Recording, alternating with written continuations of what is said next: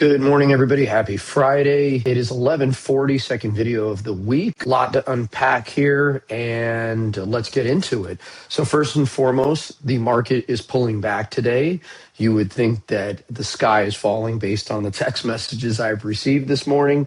So I'm going to start off right there addressing kind of the elephant here. Let's start off with the NASDAQ.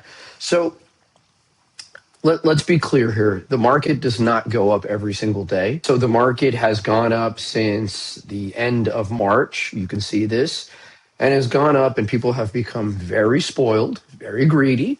And we have a quite substantial down day today, down 785 points, which stairs up, elevator down. This is going to take out maybe 5 or 6 trading sessions of gains. The real telltale here is, do we find support at the 21?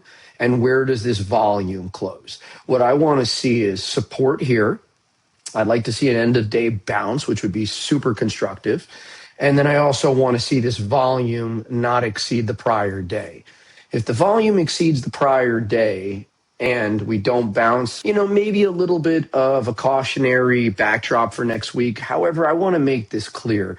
We had this rise from the bottom. You had a 3-day little pullback, and then we had the move up. We had a day, 2 days that, yesterday I think closed down 25 points, the day before. I want to be clear that you want these moving averages to catch up to the market. This 50 catching up is healthy. Pullbacks are super healthy. Rotation is healthy. I know we get greedy and we want every single day to go up, but that's not sustainable, nor is that healthy. So just keep a little bit perspective, zone out a little bit when you're looking at everything in your trades and your investments, and take a step back before you do anything rash and or something that you might not think through properly. All right, so that's that. That's what I'm looking for today. I have not made any trades this morning yet. I'm going to go into what I am doing, what's worked, what hasn't worked. I'm going to just point out a couple things. Oil is down again today. So oil is kind of chop suey in this area, but I'm starting to feel a lot better about it in regards to my short. I have a pretty substantial short that I'm maybe down a couple points on, nothing substantial. And I'm really looking for it to drop below this wick and then really start to head downtown Susie Brown. So, and then also if you get a deal over the weekend, or if the never ending posturing between Iran and Trump gets done, this is just going to completely cave down. The only thing we got working against us is historically the summer months are always higher oil. So June and July usually give you higher oil. So if you're also sharing the short, you might have to give it a little bit of time, but I'm pretty confident to feel that we're going to be in the 60s come a couple months from now. So my short will work out within time, and I'm okay, and I'm patient for that. Okay. Gold also getting hit really hard. This was surprising. Again, looking to see if we could bounce at this 200-day. I'm really paying attention to this. Not that I trade gold actively, but I own gold. So I am looking for a bounce. Really, the danger zone is the below this wick. We have to hold this level, but I'm still, gold futures dropped. And so let's kind of touch on why gold dropped. Is the jobs numbers came out, and the jobs numbers were hotter than expected. So it lifted the Treasury, as you can see from the backdrop, saying that they could potentially rise rates. So basically mean Kevin Warsh would potentially give a rate hike.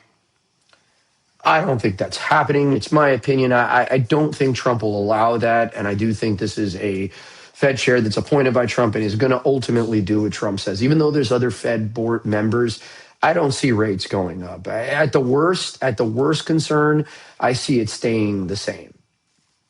Whatever. Bitcoin absolutely getting mauled. I mentioned this earlier this week, and last week I had to get rid of my spot position. Thankfully, I made profits on it. And then why I tell everybody, when we were in this area and I was selling a couple pieces, and people are like, oh, it's going higher. I did think 90,000, but you have to be safe. You got to display risk management. And so I sold some at 80, 82. And then finally, I let the rest go at 74, and I'm out of my spot position, which was large. My recurring purchases that are done every Saturday, I haven't done anything about that. I'm going to continue to buy Bitcoin for this foreseeable future. I did sell back in this area. I got lucky, sold a couple Bitcoins that made me some profit. But I'm a believer in Bitcoin long term, and this is kind of what comes with the territory. So my weekly dollar cost averaging isn't going to stop. For all of those individuals that don't own Bitcoin, if you're looking to acquire Bitcoin, I'm gonna mention something. One, I think the bottom is 40 to 45,000. That's where I would start really deploying capital. But if you don't own Bitcoin, I think now is a decent time to start dollar cost averaging. Also, one of the things that you can do, and I used to talk about this. This is a terrible looking chart. I get it. But BTCI is something that you can own with a monthly reoccurring dividend. This is at a record low. So I'm not saying now is the time. It's down 4.9%. It's getting thrashed. Just keep that in mind. This is incredibly oversold as Bitcoin is, so I would expect a pop. Anyways, just pointing that out. Don't want to waste too much time on that. All right, we touched on. All right, so let's go into stocks. Let's go into what worked this week and what didn't work this week, and what we're trading and what we're not trading. First and foremost, I'm going to point out, so I'm going to take you down the good path. CrowdStrike. Oh, shit. Sorry about that. CrowdStrike was down 4.5% today. I mentioned this on last week's video. I was going to take puts on this for earnings. I did puts on Wednesday, closed these out yesterday, and it turned out to be a great profit. For those of you that caught my video on Tuesday and you took those puts, you made money. And goes to show you don't always have to play the upside. You can also play the downside when things like this are so overvalued and trading at an absurd multiple. You can do that. So I'm not in it anymore. Broadcom, I did not take this trade, but I do know some people that did, and they also took puts. I mentioned this on my video. I picked CrowdStrike. This was actually a larger winner. For those of you that did take this, I called this out on my video, and I texted a bunch of people. You did great. I actually know somebody that's still in these puts today. So he got this whole move. I mean, he's up like 700% on his calls. Anyways, okay, so that takes you down what worked. The whole market is down today, so I'm going to kind of just take you down the path of what I'm holding and what I'm looking at and what I want to buy and what I'm not going to buy. Usually when the market is getting thrashed like this, my videos are going to be a little bit shorter. I'm going to start off with Rocket Lab. Rocket Lab had a little rebound day. This has been a difficulty, I think, because obviously the Blue Origin blow up, and this is where you have to play risk management. This is one I'm going to evaluate today. Profits, if I don't see movement that I like, this is one that's on the chop list for me. I've had a great trade so far. I've taken profits. I've made some money, but I did admittedly buy some shares here. What I thought was an overreaction from Blue Origin. So as the trader in me, I'm going to have to consider this. I will say, I think Rocket Lab's going to be 150 all day, probably 200, but I have to practice risk management, and I don't ever want a good trade to go bad. And any lower, this could be a good trade that goes bad. So Rocket Lab is on my list for today to potentially look at. And it's kind of like a catch-22. For the people that don't own it, they're like, oh man, here's my time to get in. And the people that own it, they're like, shit. So what I would say is, if you don't own it and you want to buy it, I think you need confirmation. This is not the time to go buy this. Down 6.5%. You want to point out the bounces, like Jay-Z says. You got to point out the bounce. So you need a bounce. You need to go above these wicks, and you need confirmation before you activate that trade. For those of you that are holding the stock, you're either holding it as an investment, which is one thing, or you're a trader like me, or a momentum swing trader, and you have to be very selective here as to how you attach this or approach this. Okay, so let's keep it moving. So I'm taking you down what's working, what's not working. Tesla has not worked for me. I bought this. I'm probably down now 4 or 5%. My stop is 8%. I mean, I'm not stopped out. I don't think I'm going to get stopped out. I mean, there's a major support level at the 50. My stop loss is below the 50. I would say this is a candidate. If you don't own Tesla, this is a potential buy today. I did look at options for a couple people that asked me. I really saw a couple strikes that I really liked at 410. I think going out 4 to 5 months, I thought that was very favorable. The delta lined up with the implied volatility. Anyways, for those of you who have no idea what I just said because you don't speak options, the long and short of it is, I think this is a potential buy, just because I think it's not in no man's land. This is a major support level. and I think has a couple catalysts looking forward coming up. All right, sorry about that. Intel, Intel is one that I don't want to say I definitely didn't get it wrong, but I definitely didn't get it right.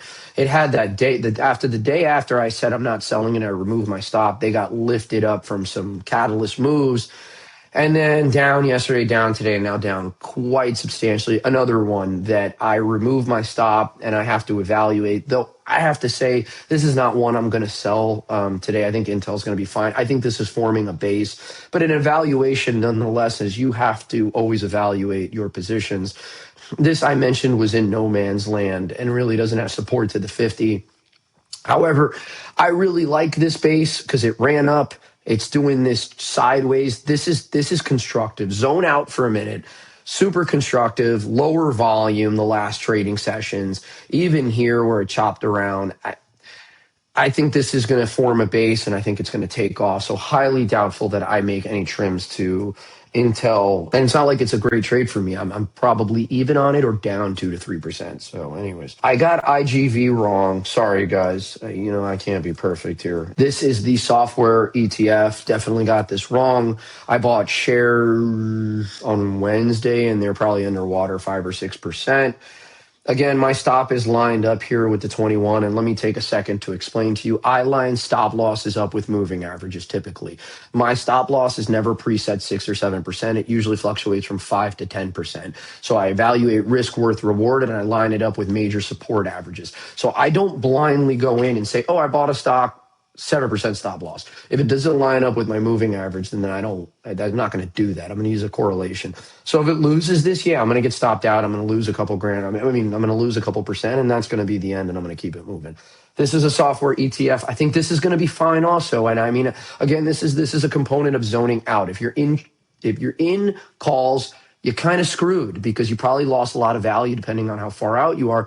If you're in shares like me, I was going to take calls. I ended up taking shares. If you're in shares like me, I mean, you're fine. I mean, if it doesn't work out above here, it gets stopped out, though I think this is going to be fine. And I think the rotation is going to be healthy and is going to continue. All right. Trying to go through everything here with as shitty as the market looks today.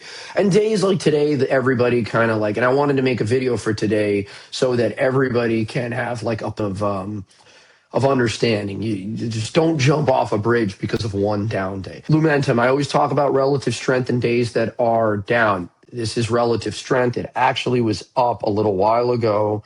And when I mean a little while ago, I mean 45 minutes ago. This was green in a market that's bloody today. Oh, what the hell just happened here? This looks good. I mean, if you don't own this, this is an opportunity to buy this. Furthermore, I would only say one thing is so this stock traded very tight, not the largest average. And these last couple days have been loose.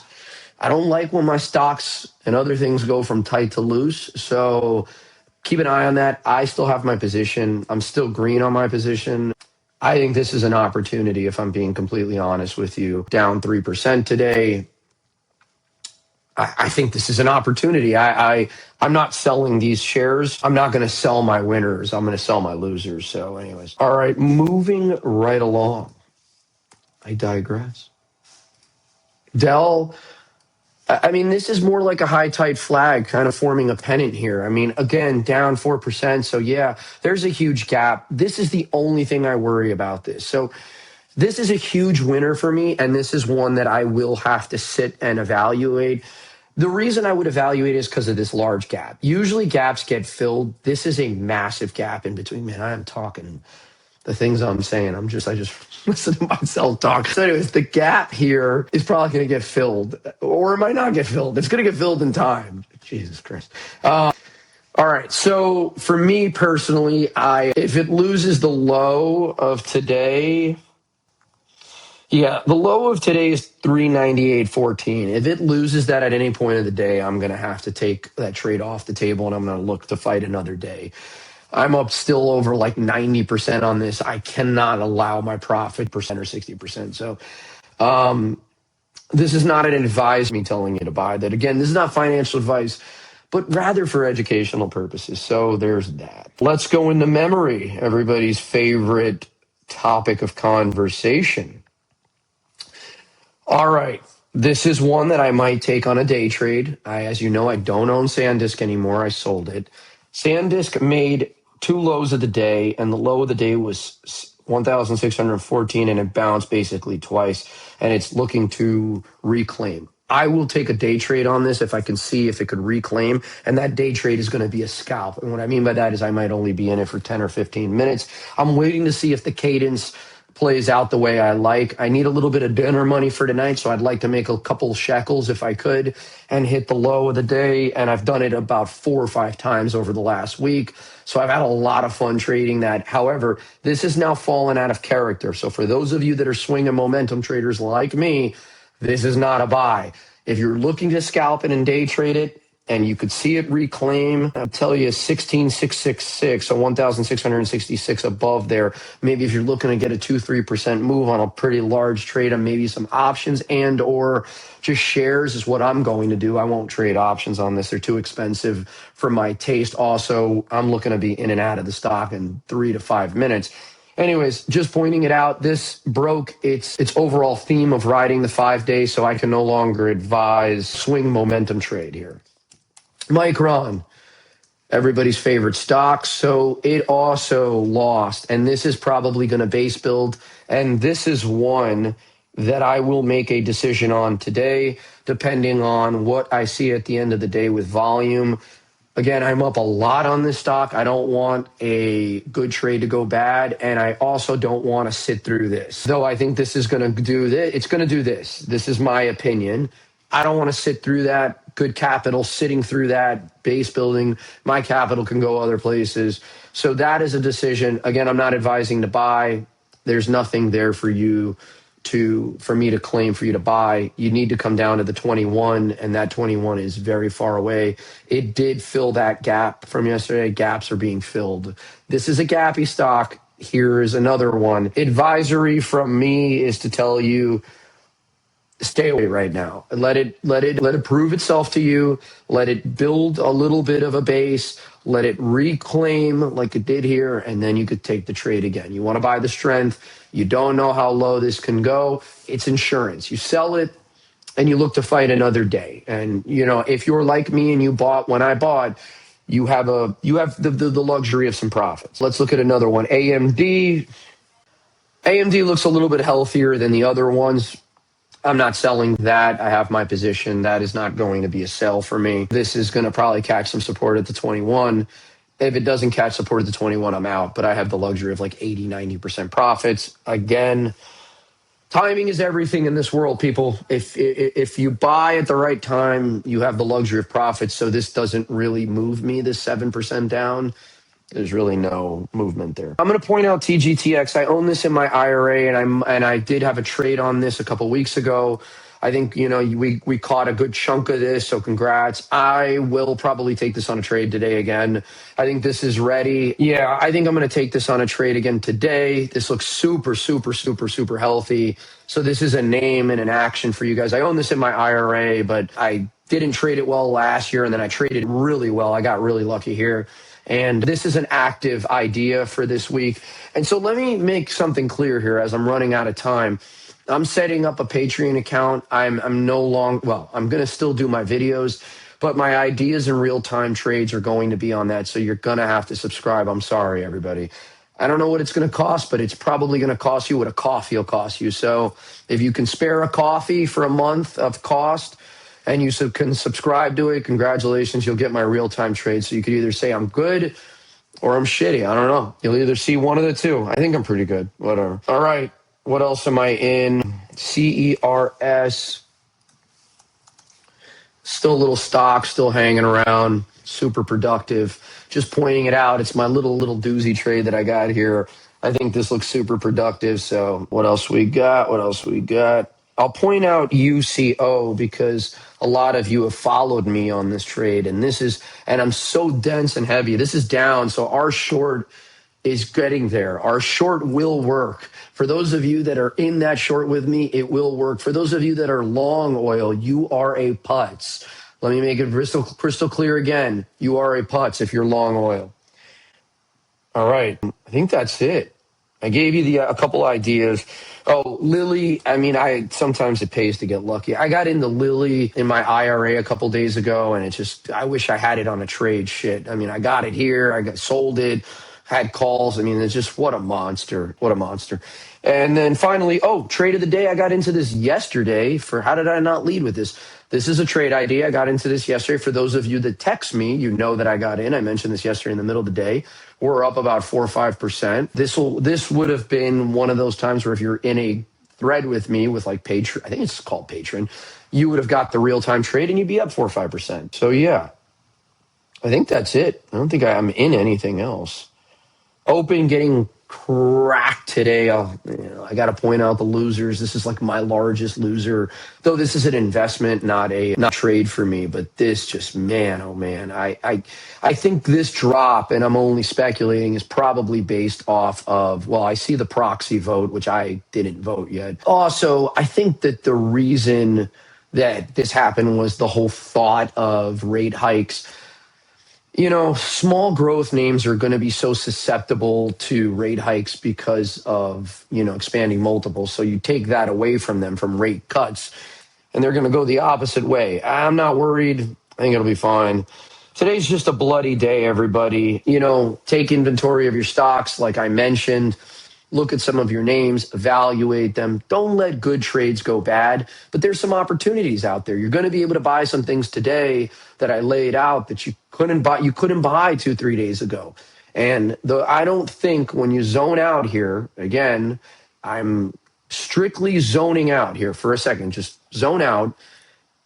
Guys, look at this. This isn't the end of the rally. It's not the end of the rally. So everybody just relax. My gut tells me we're going to have a stronger close and we'll pick it up. The volume's picking up. I don't love that. I don't want to see volume on the outwards. I want to see volume coming in, but relax, everybody. The world's not falling. It's one day that it's down 839 points. We've had all of this. So if you're just getting into stocks here, I told you that it's I keep telling everybody back here, stop waiting. The rallies continue. I think the rally's still got another 6 to 10 weeks in it. That's my opinion. Anyways, all right, guys, have a great weekend. Don't be a putz. And if you're long oil, you're a putz.